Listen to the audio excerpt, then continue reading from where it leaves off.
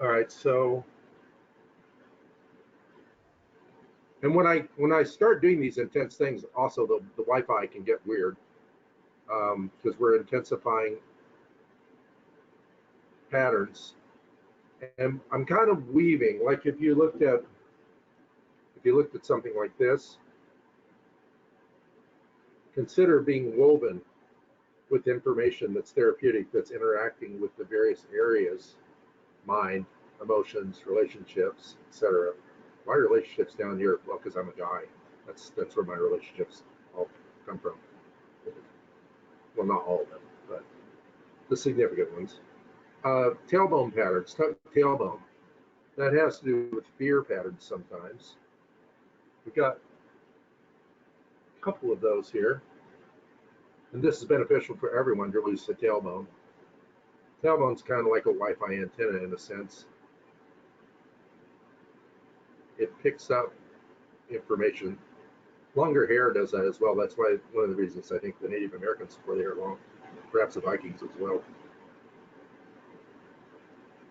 I do it just because I'm lazy. There goes the tailbone releasing. Okay.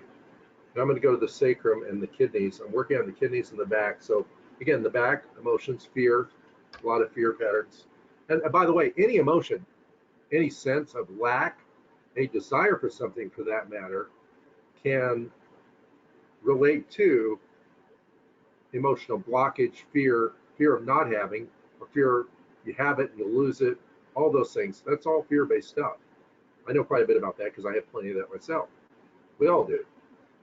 So I'm pulling down on the sacrum, working on the kidneys, releasing the lumbars.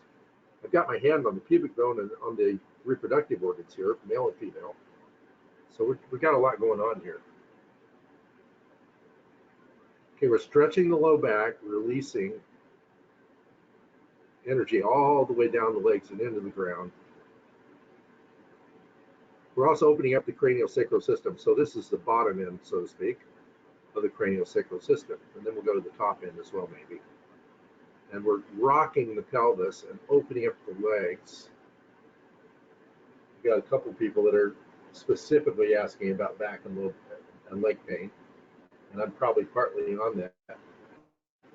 But it also has to do with financial blockages, emotional blockages, sadness, depression. It's just a stuck place to come from, see?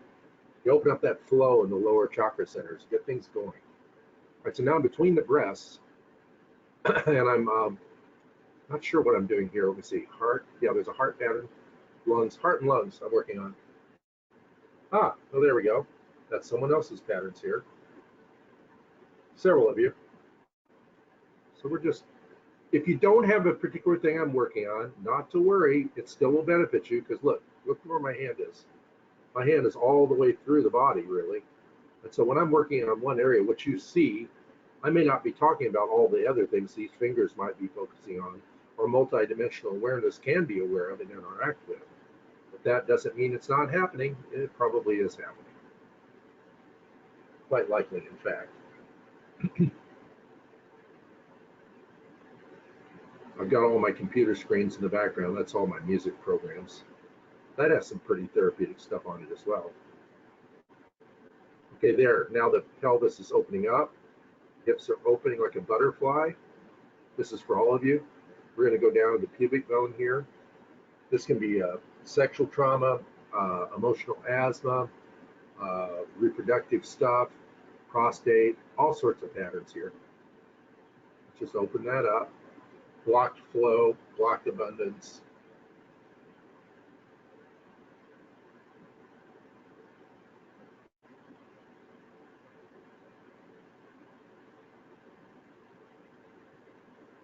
I like one of these comments. I won't comment, but it's interesting. Oh, abdominal and groin pain. Well, we're doing okay here, then. All right. We're going to go up into the sinuses, the cranium, the pituitary, the sphenoids, the eyes, all those areas focused on now.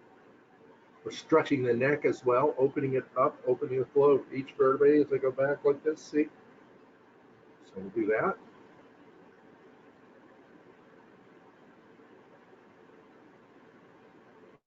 Oh yeah, really lifting the sphenoids. That affects the eyes, can affect headaches, light sensitivity, pituitary problems, endocrine malfunctions, sinuses, thyroid, all sorts of things. There we go.